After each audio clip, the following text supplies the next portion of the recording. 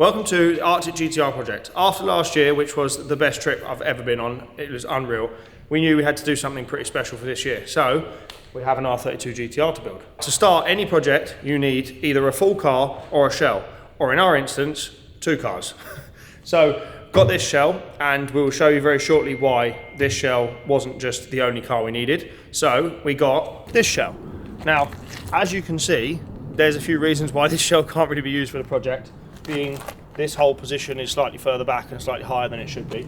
But this had all of the right ingredients to make a great car, but the shell was ruined. Out of that shell we have the engine. This is a built RB26 from Japan. It's got a port and polish head, everything's been flown nice. It's got an old set of like old school Greddy cams and all that sort of stuff. So that's the bones of it. And then we have all of the bits and bobs from the engine, which half of it we're using, half of it we're not. On top of the engine, obviously, you need an interior. So between the 2 cars, I kind of have enough to make up a full interior. So both of them had dashes, but the dash in the black car was pretty wrecked. The dash in the white car was good, apart from one little hole.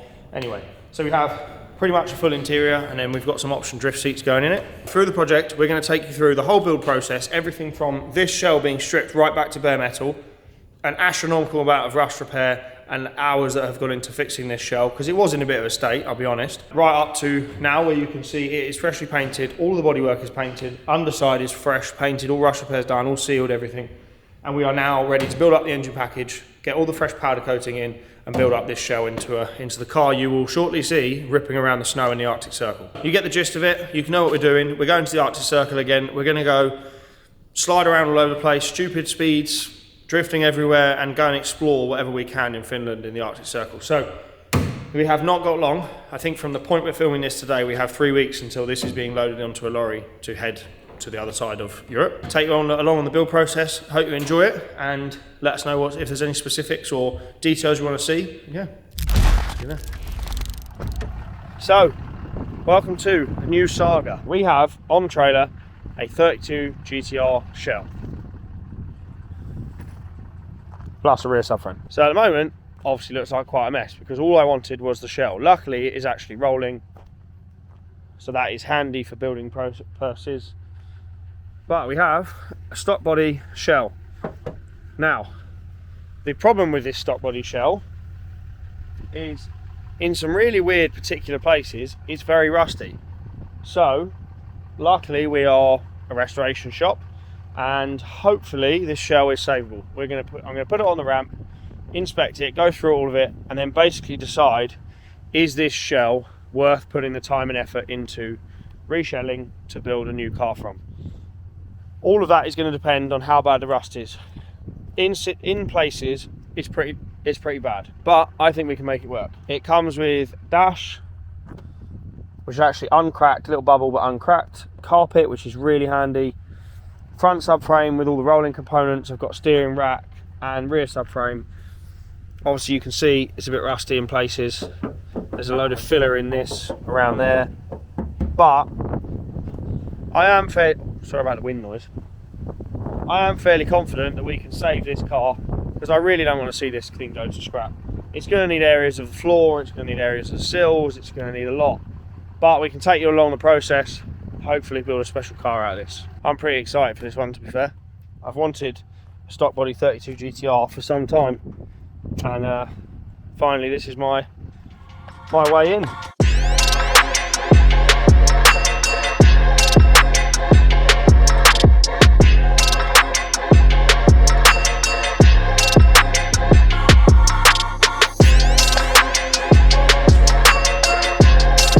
Being a donor car, you obviously want to use as many parts as possible. Now, most people would look at a car like this that is pretty heavily damaged from the front, and when I say heavily damaged, this strut top is about 2 inches further back than it should be, as you can see by the crease here.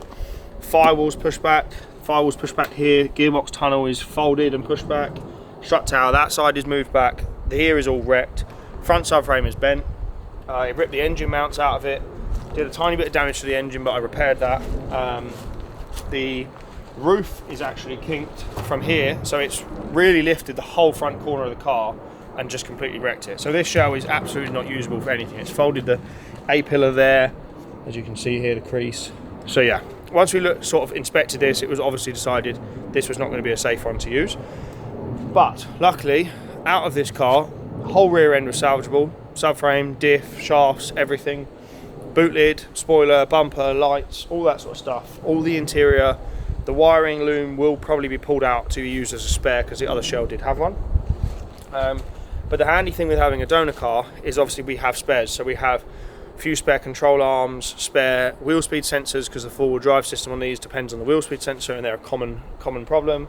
The G sensor that goes inside, that the four-wheel drive system also relies on that. And then silly things like blower motor for the heater. They're old cars, they're 30 years old, so having all of those sort of spares is really handy. We've salvaged what we can out of this shell. Some of it's spares, some of it's had to be used on the new shell. Sadly, this eventually will have to go to scrap because there's not really anything you can do with it. Maybe we'll keep the back end to make a cool wall art or something, but we'll see. So we have a new shell. There we are. Straight, no crash history, just a little bit of rust repair, but luckily we are the people to do that. So we've got, I think, about 3 months from this point for this to be a completely done, working, running, driving car ready for lots of abuse out in Finland. To give some kind of insight on this shell, black import shell, never been on UK roads. It was a kind of like pretty heavily modified car out in Japan. And then since it's been here, it's never been even registered on the road. It is a good shell, comes with a lot of the bits. Luckily I have obviously the white car, which can kind of donate whatever bits I don't have. The only problem with the shell is we have got some rust to fix. Now it's not catastrophic, but it just has rust in the usual R32 places. Rust there, so we'll have to strip this area, probably do a bit of that panel. This panel here where it joins the chassis leg will have to be done. And then if you go around to this side, much the same story, bit down there where it joins, a little bit there, a bit down there in the chassis leg, and then a bit here where the strut tower joins the chassis leg. We need to do complete inner and outer sills, because they're pretty bad. And then rear quarters have had some weird work in the past, so we're going to cut those and strip them back. So like here you can see it's had some weird work. Here's a bit of rust bubbling through. The only good thing with this shell is it looks, from what I can see, like it hasn't had a load of dodgy repairs. It's just rusty because it's not been repaired. So like this sill here is bad. There's a bit of floor. Someone's just tiger sealed over all of it. So some of the nice sections we're going to cut out of the white car and put them in, and then everything else we will make. Quarter panel this side actually looks pretty good, to be fair. It doesn't seem to be. A bit of filler there, but it's not bad. They're straight, just the most important thing. No crash damage. Bit of repair to do on the back there, but really not that bad considering. So yeah, first job is to strip everything out of this engine bay. So all the wiring can come out, brake booster, clutch master, ABS stuff, brake lines, everything. That can all come out, and then we can do one side at a time. I'll basically drop the subframe out, repair all this side, put it back in, just as I can keep the shell rolling if we need space on the ramp. Then I'm going to do this side, so then all the front will be done. Then I'm going to get started on the sills, do all the sills, chassis legs and stuff, and then do the back, and then it can all be coated and painted underneath. Then we can paint the shell. In terms of drivetrain, we have the RB26 out of the white car, which I've stripped down. Pretty spicy engine. It's got port polished heads, built bottom end, force pistons, some cool old school Grex cams in it.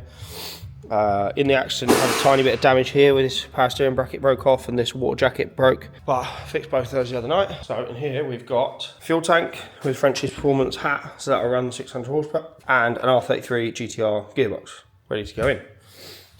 Prop, wiring, inlet manifold. Don't know if I'm going to run that inlet or not. Probably going to run the ITBs, but I might change the inlet manifold, not sure yet. Probably going to change to a 6-boost manifold and probably a G3900, same as the other R32, so it can be a similar setup. Run 600 horsepower, no stress. That is the plan with the car, and then we're going to be taking it to Finland to go and do some snow skis with Chafin and the boys. And then we're going to run the 4-wheel drive on a switch, so as we can go and have rear-wheel drive fun, but also can change to 4-wheel drive if we need it. So yeah, let's get stripping. Most of the engine bay is stripped. As you can see, all the hoses out, wiring out, wiper motor, just got to get clutch booster, brake booster out. I've just stripped a load of the interior, carpet's just coming out now. So I'm going to hang this carpet up, give it a good jet wash, and then I can leave that to dry hanging up somewhere, and then it's good to go back in when the car's ready. Now strip and get to the rust. So this is like this both sides, and then kind of all there along the floor where it joins the sill needs sorting, both sides. Yeah, we'll get through it. All the bolts there ready to go to zinc coating. All the bits need powder coating. Loads of it stripped down. The next stage is going to be repairing all the rust. So I'm going to start cutting bits off now, so as I kind of have an idea of how bad rust is and where I need to deal with it, blah, blah, blah. Yeah, moving on from there, I can start actually fixing stuff. I've started cutting and cleaning back. Front over here is not any worse than I expected. All that stuff in there, need to do a bit of repair up there, bit some in there, bit of repair on the chassis leg there, bit there, and some there. Now, sills. Thank you, Mr. Japanese man, for filling the sills with expanding foam, which is why it's rusty. Look at this crap. Dodgy repairs, patches over patches, and fucking expanding foam. Fuck you, whoever did that. Love it. Dodgy repairs. Thank you, Mr. Japanese man, whoever did that. Filled the fucking seal with expanding foam. You scumbag. I don't think people understand how much problems they cause by doing stupid crap like this. Filling their sills with expanding foam. It's done like the floor up to there and all the sill. So yeah, I'm going to keep cutting, get all the bits exposed, and then we kind of know what we're dealing with, and then try and hack this fucking expanding foam out. I look like an actual coal miner. But I've had a good day cutting all the rust out of the GTR. It is now, all the rust is out apart from one little section on the front. Now I can start rebuilding stuff, which is not going to be today. I'm done for today apart from cleaning up. I need to clean up. Look like I've got a tash, different colour skin. But have a look at this mess. Oh yeah, nice still, mate.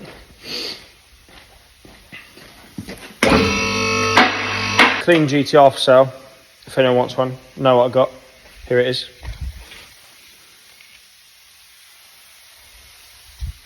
Minor rust. Fair play to the NHS, because normally it takes a long time. I was literally in there like, I don't know, 20 minutes.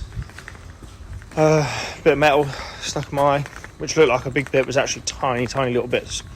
But they'd rusted around it, so it must have happened earlier today or yesterday. But yeah, I still got the dirty Mexican tash from being covered in grinding dust. But yeah, I can go get some sleep now, and then back to it tomorrow. Carrying on with the 32, I haven't really updated much because I've just been trying to get it done. But this arch is now an arch again. This corner's rebuilt, loads of this is rebuilt, all in there is rebuilt. I've rebuilt all the sill back to here, a load of the floor. I'm making this piece to go in there at the moment. Made that piece. So yeah, we're getting somewhere. At the back is all stripped down to bare metal. Some rust repairs underneath are done as well. My plan, made this piece. This is a cut out of another car, and I've made the bottom piece. Just need to clean up that weld and then paint the inside, and that piece can go in. Now I'm going to put a couple more floor sections in, like this one that I just made, so I can get the floor attached back to the sill and seal all that up. And then I'm going to trim that coarse piece and get that in, which means I can then put the outer sill on as well. So we're getting somewhere. And then that will, once the outer sill's on and a few more repairs, then that is the passenger side done. We've got 7 weeks, 6.5 weeks till this car needs to be on a trailer, and this is what it currently looks like. I'm confident I'm going to get it done, but I tell you what, it is some work. Who have we got here then? Oh God, look who's arrived.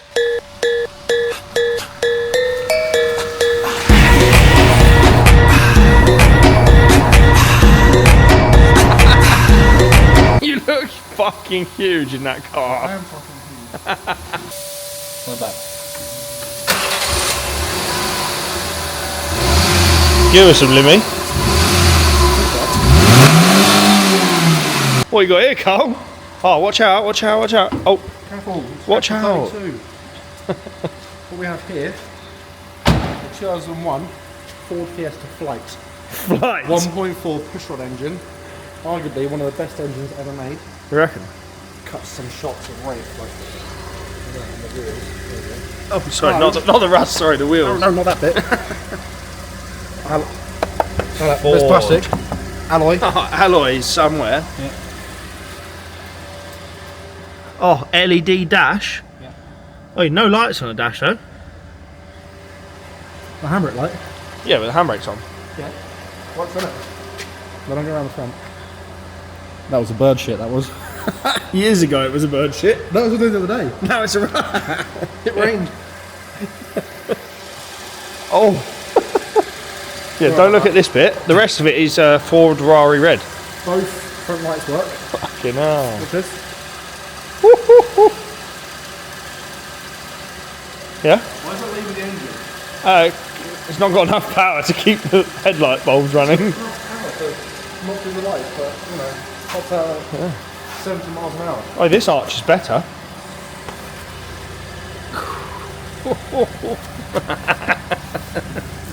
Ignore that. Why is it all falling down? Huh? Why is the arch line falling out? It's not faster though. Because of how fast it is. It's a rally car. It is quite Or fast. something I've always wanted in a car. What? A door card just falling off? No, watch. It's like Active Aero, isn't it? Manual windows. Active Aero.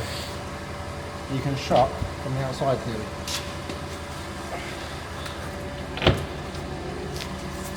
Fiesta. It's got a button that opens the boot. That's it? Yeah, it doesn't work.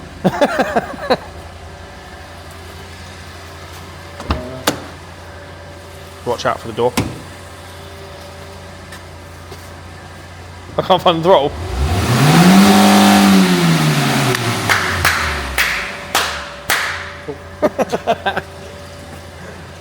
I think she's primed for a field bash. No, because not until I saw what that noise is. It makes a weird noise at the back, so you turn right.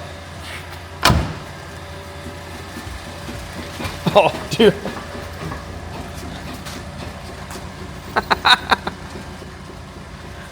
Needs coilovers. She's a beast.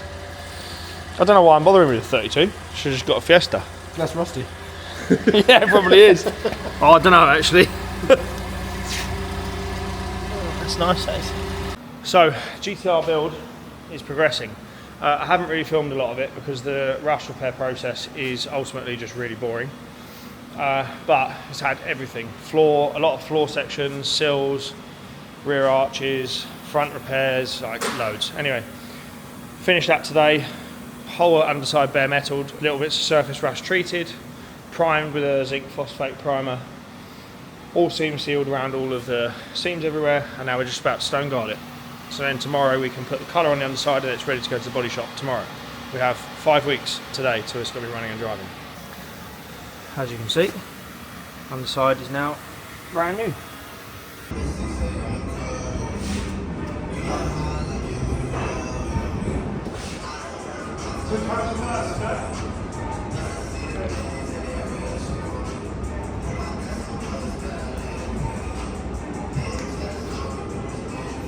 So at the body shop, the car is here getting painted. All of it's a bit of a rush because we have so little time to get it done, but I'll take you in and look at the first bits.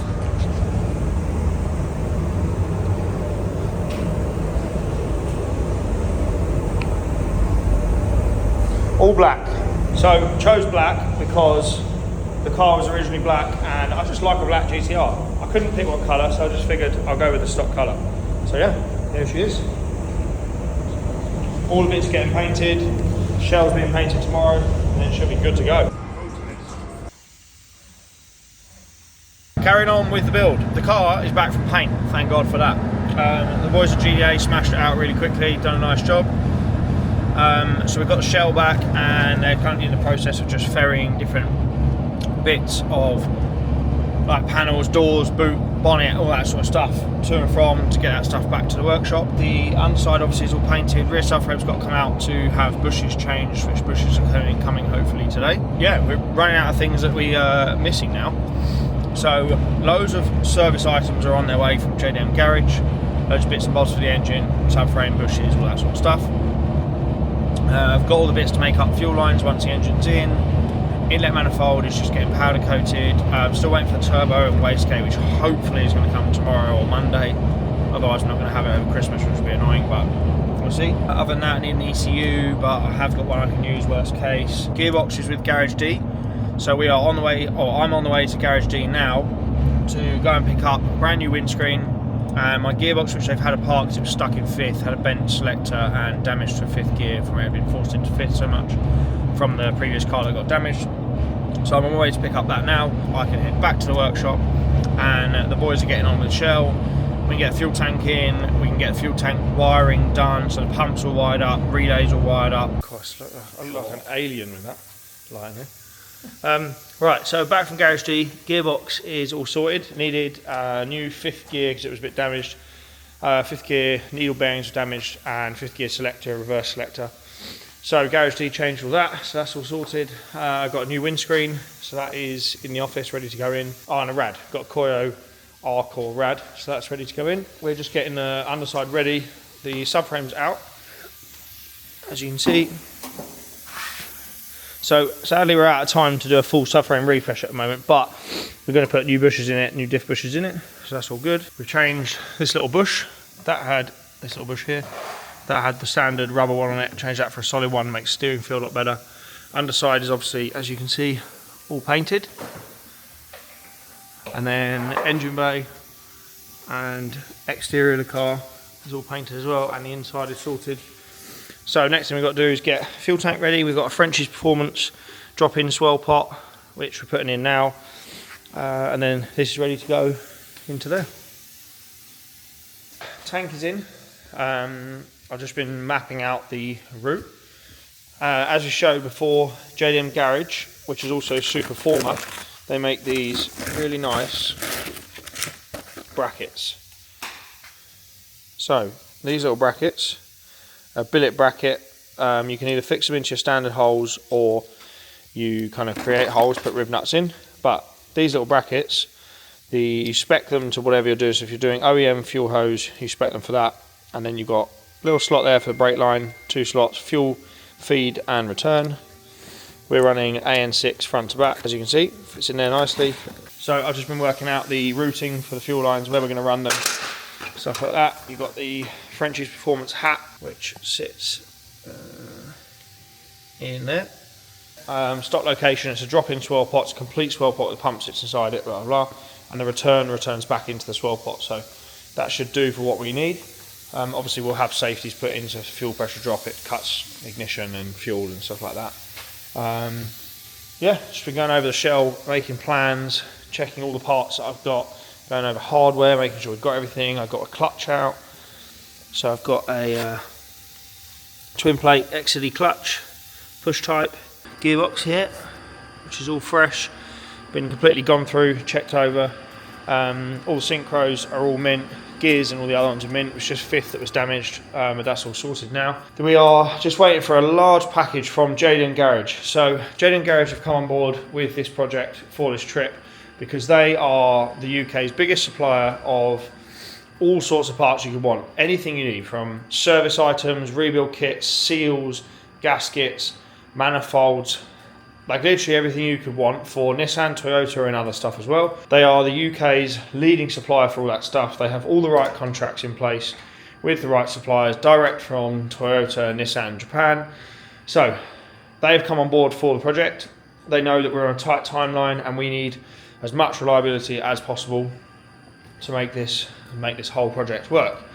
So we've got a massive package coming from them with all new seals, new gaskets, new lines, belts, all that sort of stuff for the engine. We've got a new water pump, intercooler, rubber brackets. So yeah, waiting for that package. As soon as that package comes, I can get the engine package ready. I've got the exhaust manifold. I'm just waiting for the turbo and wastegate.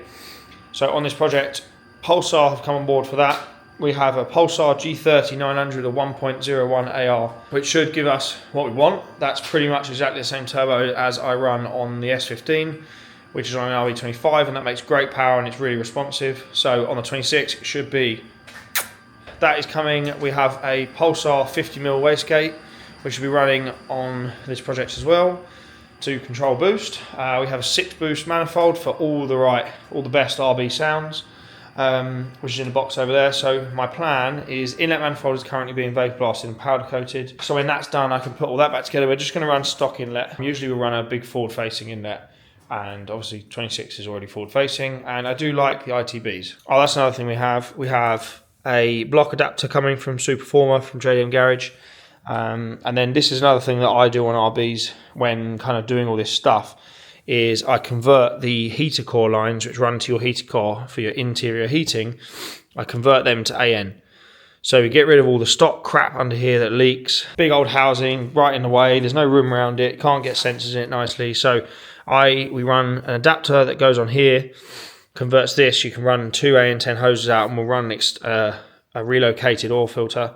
And then I convert all the coolant lines to AN10, or the under inlet ones. So it's nice and simple. Little AN6 feed out of here for the turbo feed. As for the engine, it is a built RB26. It's got pretty fancy head that's all nice and port and polish. It's got big valves. So it's got some big cams in it, and it was running and driving before. It was all sweet, so it should be good with a new setup. And we've got Franklin Performance LS alternator we run, which we run on all the cars. And then this is how we convert the heater core lines to AN10. So we'll run from pretty much from under the inlet all the way back and round, and then just by the heater core fittings we convert back into the push fit, so we don't have to convert the actual heater core in the car. We've got ATI damper we're running on it, and then we're going to be running a New Zealand wiring trigger kit. It's all coming together. It's just kind of waiting for all the final puzzle pieces to come together, and then it can go together really quick. Front subframe is off at powder coat. We're sadly not going to get time to powder coat the rear subframe for this trip, but it is something I will do for the car afterwards. But yeah, front subframe's at powder coat. Should hopefully get that back tomorrow. As soon as I got that back, which means the engine and gearbox can go back together. The engine, gearbox and front subframe can go in the car, which means the front arms can go in, the front brakes can go in, the brake lines can go in. Brake booster is at paint, that's coming back tomorrow, which means the brake booster can go in, the clutch master can go in, which means the clutch slave, clutch line, that can all be bled. All the brake lines can go in, brakes can be bled. So yeah, we're just waiting for all the final puzzle pieces to come together, and then this car will just shoot together. Get everything mounted, get the intercooler mounted, which is in there. I can do the fab work, I can do the downpipe, I can do the boost pipes, and then we're really rocking. The other thing we've got is, if you have a look at this trailer of dreams, we have a trailer covered in all of the bodywork, freshly painted in black.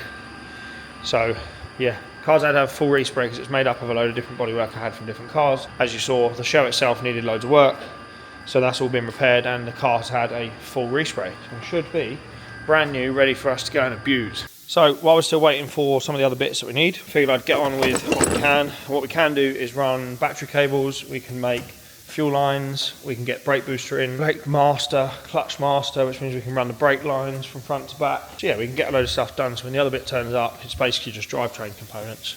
We can get the interior kind of back together as well. So, starting thing, fuel lines.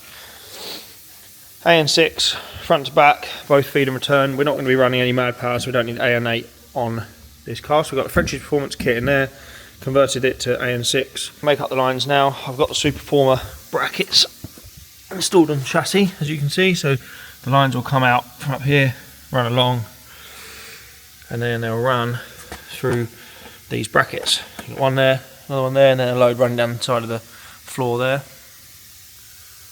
Keep them nice and safe. Brake line will run through that too, and then we'll just run the battery cable on the side of it. So we've got Turbo Smart FPR fuel pressure regulator up here. I think this one is an FPR 800, so plenty of regulation. And then we've ran the fuel lines. We've got AN6 running front to back, Torx for all of the fittings. It's a Teflon AN6 line, so it's nice and safe, won't leak. A lot of people use rubber lines and it leaks after a small period of time and smells. So you've got that running underneath. We've got the feed in there as well, up to a filter here. I run multiple filters, but one sits there. And then from this will then go up to the fuel rail. Obviously this is returned, so that will also go to the fuel rail. And then we've got a multitude of the Superformer brackets, starting from the front. Which brake line are still running there as well. You've got both feed and return, both fit in there. That goes all the way from front to back, nice and safe. These are strong. along the back chassis legs up to there into the tank. Next thing to get in will be brake lines. Brake boosters going in now. Brake boosters in, clutch booster and master are both in, but clutch line we're just waiting for that from JDM Garage. Should come hopefully tomorrow, maybe Monday. So next thing is going to be brake lines. So we have a complete braided brake line kit for the whole car from Proline Braided Lines. They supply all of the braided lines that we use for all of my projects and a lot of customers' cards projects in the workshop. They're actually based about 45 minutes from us. And they can do anything from all of the stock sort of replacement stuff that they advertise on their website, and then also if you go to them with dimensions and fittings and stuff like that, they can make most things in-house and they get it out to you real quick. So yeah, we're going to get that out. It should be everything we need to run no ABS and run front to back. Brake setup, we can get those lines ran in the car. Yeah, another step done. We are just wiring up the fuel pump. So we've got the Frenchie's fuel level sender. I'm just wiring that up because the pins were pulled out of it for some reason. And then wiring up a relay because the stock wiring on these cannot handle with the more powerful pumps.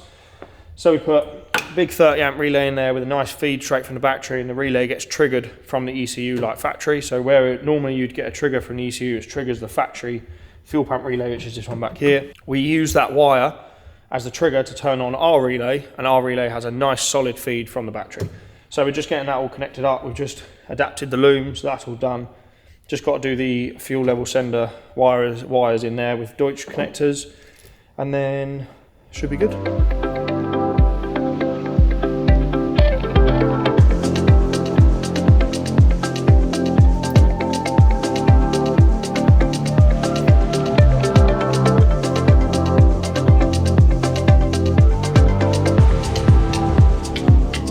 Parcel we've been waiting for, which has kind of been stumping us on the progression. So let's open this package, make sure we've got everything, and then we can really crack on.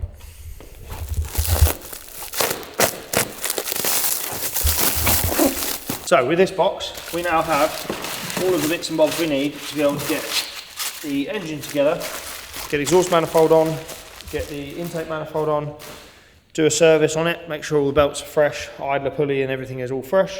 We've got all the bits for subframe, diff, so we can get the rear subframe in the car. So by the end of today we should hopefully be able to have front and rear subframe in the car and the engine in the car. Thanks JDM Garage.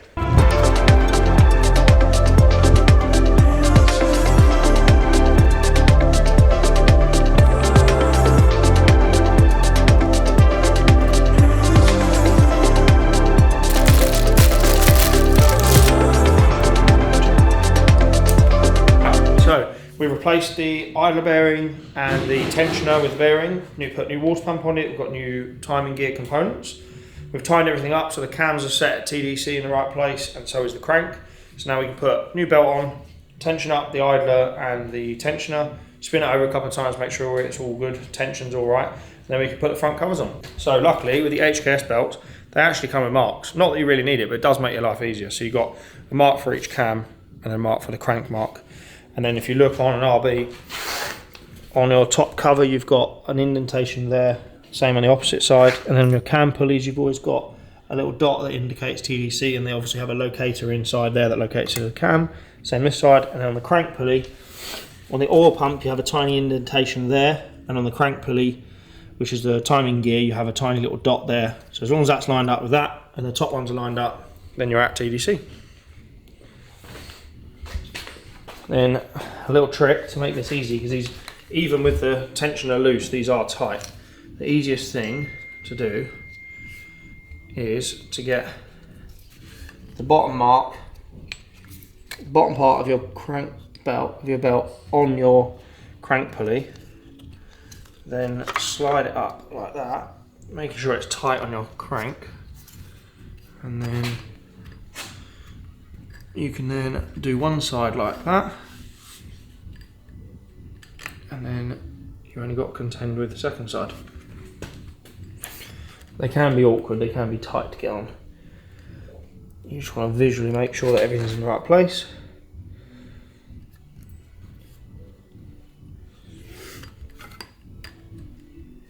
They only really fit in one place. Especially these ones, they are a bit tighter. There we go. You can now push that on, push it on at the bottom, Make sure you're sitting flat on your idler and your tensioner. Make sure everything's on nice. If everything's on nice and good, make sure there's nothing catching. Pre-check your marks. That one's still at TDC. That one's still at TDC.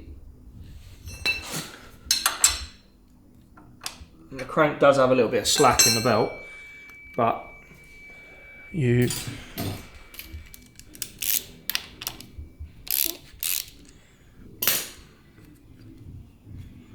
now bottom is right on the mark there, right on the mark there. Tensioner loosened off. Get your Allen key into your tensioner, kind of move it around a bit, make sure everything's good. Now a lot of people tension these wrong, do them up too tight. They don't want to be mad tight. You want to be able to get about a quarter of a turn in the middle of it there.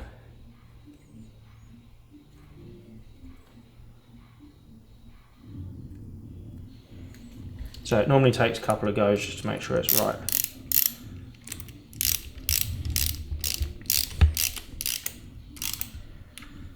So knit that up, check it, about a quarter turn. That side might have a tiny bit too much slack. So now that we're pretty much where it needs to be, just make sure that's nipped up. Then make sure this side is also nipped up. Don't tension them yet. Everything's good, nothing in the way of your cams, which means you can now turn the engine over a couple of rotations. So you want to go, ideally take the plugs out. This has still got plugs in it, but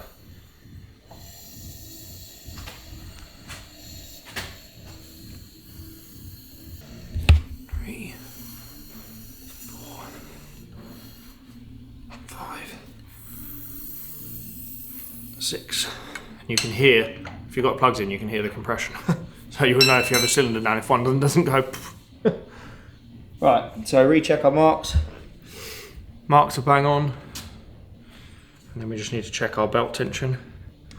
That's about a quarter of a turn, so that feels good. One's got about a quarter of a turn in it as well. So I think we should be gravy.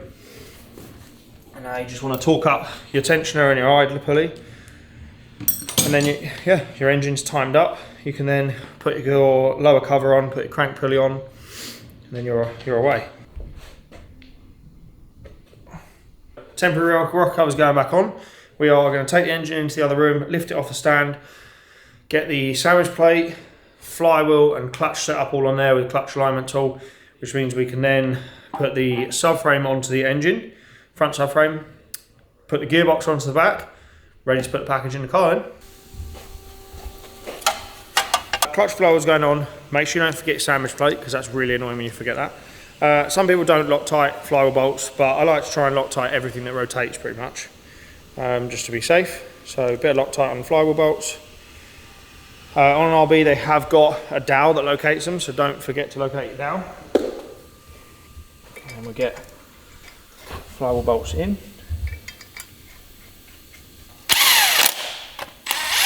So get them all started, and then get your torque wrench. Get your friend on the front, hold the front, and you can torque up all the flywheel bolts.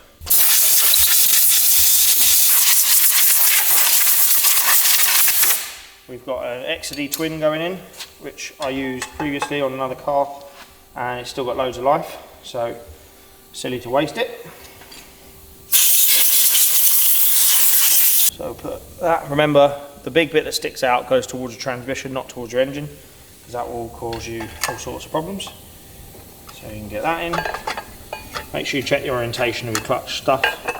Every twin plate is different, but you don't want to mess up how it all lines up. And that clutch dust. Make sure you wear a mask.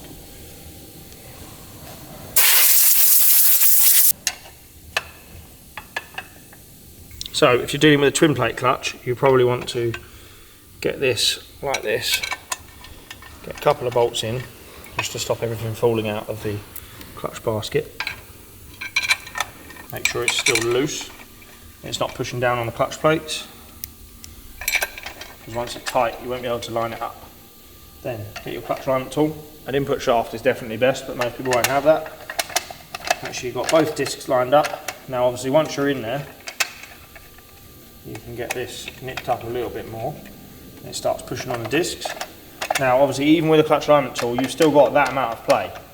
So what you want is to have it in there and have it central to the amount of play that you have. As central as you can get it. Because it will make getting your gearbox on 10 times easier.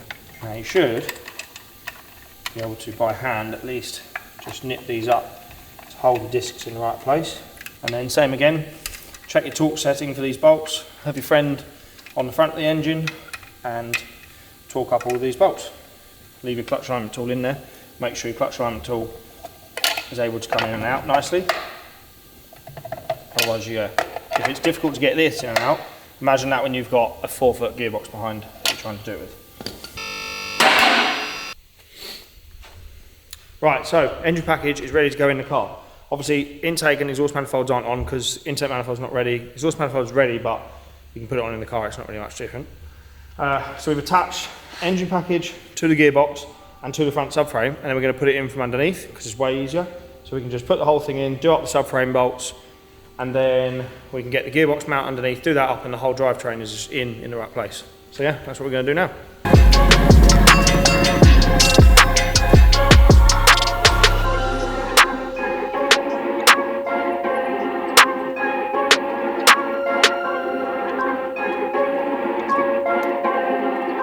Right, we have an engine and gearbox. As you saw before we just did all this, we joined the engine and gearbox together out of the car over there, put the clutch on, aligned that, did all that.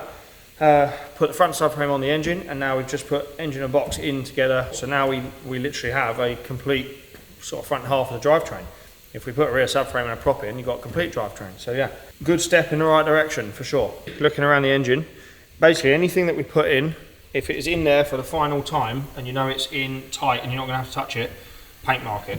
Because with these cars, they get driven hard and you want to basically keep an eye on stuff. So if you paint mark everything, you can see when something's come loose, you can see when something's moved, why it might have moved. So yeah, it's always a good idea to paint mark all your bolts that are important and you know that you've tightened them up.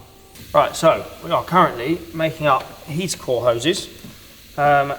Common, very annoying thing with RBs is the heater core hose setup and oil cooler setup under the inlet is all very complicated, annoying and old and leaks. So what I do is simplify everything. We put a converting plate that goes on the block so you can run an external oil filter, and then we get rid of all of the standard crappy hoses from underneath the intake, and then we convert thermostat end into AN10, back of the block into AN10, and then either you can take the heater core out and you can actually get fittings to convert the heater core into AN10, or you run a nice good condition rubber hose out, and then somewhere along your line, which I had actually marked this one now, rubbed it out, somewhere along your line make a cut, and then you convert from rubber to AN10, so it's everything that's underneath the inlet that's hard to get to is AN10 and will almost definitely not leak. Anything outside of there like these are easy to get to, easy to replace and fix if you need to. You can run there to the standard heat core. So that's what we're doing now.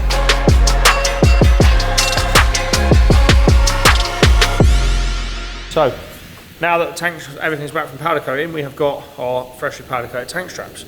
So yeah, it's been a really productive day. Last few little bits and then we're going to be done for today. But yeah, it's really coming on now. This is going to come together really quick. Right, we've had a super productive day. Both Rafe and I, Rafe's behind the camera, have absolutely smashed it today. We got all the engine built up, all the service items done, new cam belt, water pump, all that sort of stuff, alternator on, pulley on, clutch and flywheel on, gearbox which has been freshly repaired, that's on as well. Didn't forget the sandwich plate, so that's good. New Nismo engine mounts, gearbox mount, freshly powder coated front subframe, freshly powder coated gearbox mount, all of that is in. As for what I did before that, fuel lines are done. All I've got to do is once the inlet manifold goes on, we can make up fuel lines to that, to the fuel rail and stuff. Brake lines are in. We've just done the battery cable. We've mounted the battery box in the back. We have done the fuel pump wiring, so the fuel pump relay is all done. That's all wired, hardwired now. So yeah, we've absolutely smashed it today. Got loads done. We are basically manifolds, fab work, a radiator, an intercooler, boost pipes, and a few cables and stuff like that away from pretty much the engine being ready, and it would be a running, driving car. So we've really smashed it today. So yeah, hope you enjoyed the first build video, which was restoring the car, restoring the chassis, painting the shell, getting the engine ready, getting the engine and box in the car, fuel lines ran, everything. So yeah, the next one will be getting all the fab work done, getting the chassis rolling, so basically we can get it running. It's a running, driving car. Then we'll move on to the next build video after that. So yeah, hope you enjoyed it so far. We'll see you on the next one.